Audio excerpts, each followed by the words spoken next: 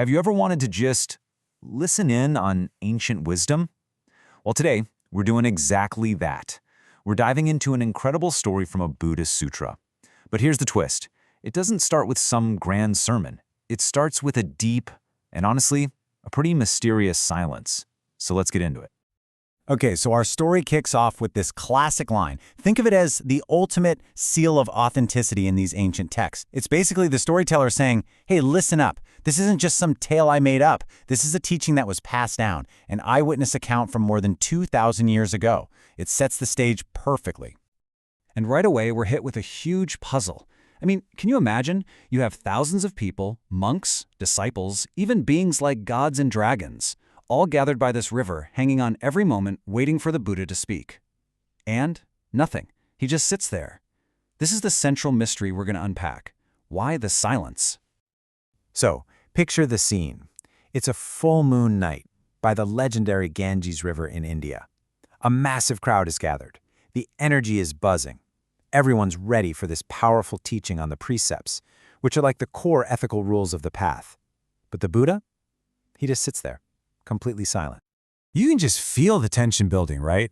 The Buddha's chief attendant, a guy named Ananda, gets up not once, not twice, but 3 separate times through the night. First, when everyone settles in.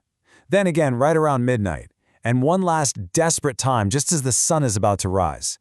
Each time he begs the Buddha, the disciples are ready, they're pure, please teach us. And each time, crickets. Just silence. The unease in that crowd must have been intense.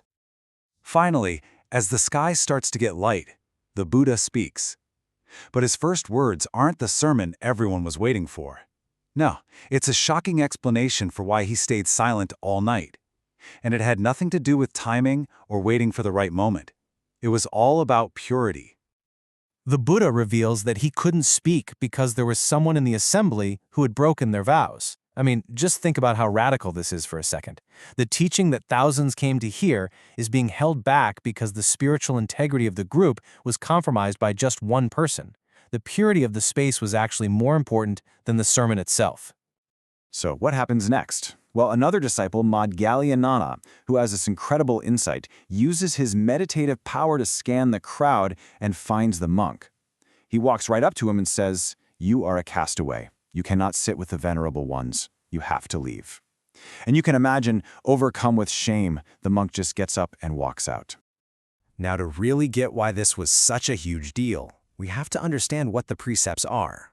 They're not just, helpful suggestions. They are the absolute bedrock of the Buddhist path. It's like the foundation of a house. Without that solid ethical discipline, nothing else can be built on top of it. There's no real spiritual progress to be made.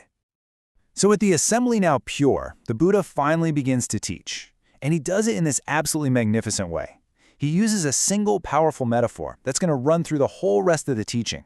He compares the Dharma, his teachings, to the great vast ocean. And he starts with these 2 incredible comparisons. First, he says the ocean always respects its natural boundaries, right? The tide comes in, the tide goes out, but it doesn't just flood the world. In the same way, the Dharma is structured by the precepts. They act as its shoreline. Then he says, just as the ocean will naturally push a dead body up onto the shore, the spiritual community can't harbor those who break their vows. They're just naturally expelled. He then takes the metaphor even further, talking about treasure. The sea is full of physical treasures like gold, silver, and pearls.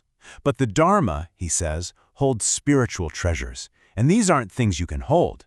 They're the different stages of enlightenment, from the stream enterer, who gets that very first glimpse of truth, all the way up to the arhat, who achieves personal liberation. And the ultimate treasure? The great path to nirvana itself. The whole point is that the real riches, the real treasures, are all internal. The Buddha isn't done yet. He continues with 2 more really cool parables to explain how different kinds of people approach this vast ocean of teaching. All right, so the first one might sound a little odd at first. It's the parable of the 4 mice. Stick with me here. Each type of mouse lives in a completely different world, and each one represents a different type of spiritual seeker. For example, a house mouse or field mouse only knows its own little patch of ground. It has no idea that there might be massive granaries full of food just beyond its world. The Buddha says this is kind of like the practitioner who's focused only on their own personal salvation, totally unaware of the much grander path of the bodhisattva. And the sewer mouse? Well, it's stuck in the filth, doesn't even know a clean world exists. That represents someone who's a disciple in name only, completely cut off from the sheer vastness and purity of the teachings. Okay, next up is the parable of the 5 rivers. And this one uses the geography of ancient India to make a really profound point about equality and where we come from. So the Buddha explains that just like rivers with different names flow from totally different parts of the country, people from all walks of life come to his teachings.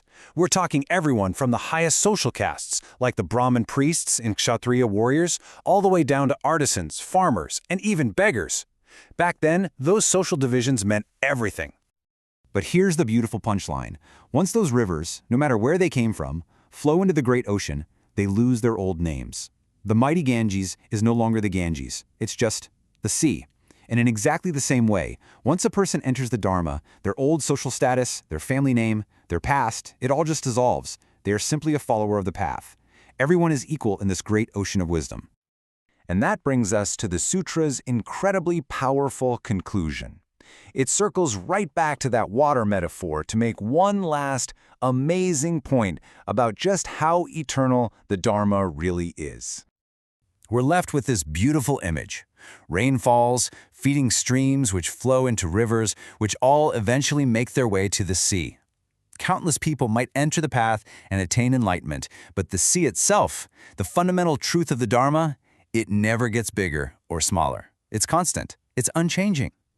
And then, for the final, absolutely breathtaking statement, the Buddha says this: even the cosmos itself, the sun, the moon, the stars, they're all impermanent. One day, they'll all be gone. But the chance, the opportunity, the profound importance of practicing these foundational precepts, that is eternal. That will never, ever be destroyed. So we end with this question to kind of chew on. This ancient text tells us that in the ocean of truth, all our labels just dissolve, which invites us to ask ourselves, 2,000 years later, what names and what divisions, social, political, personal, are we still clinging to so tightly? And what would it feel like to just let them all go and flow into that sea?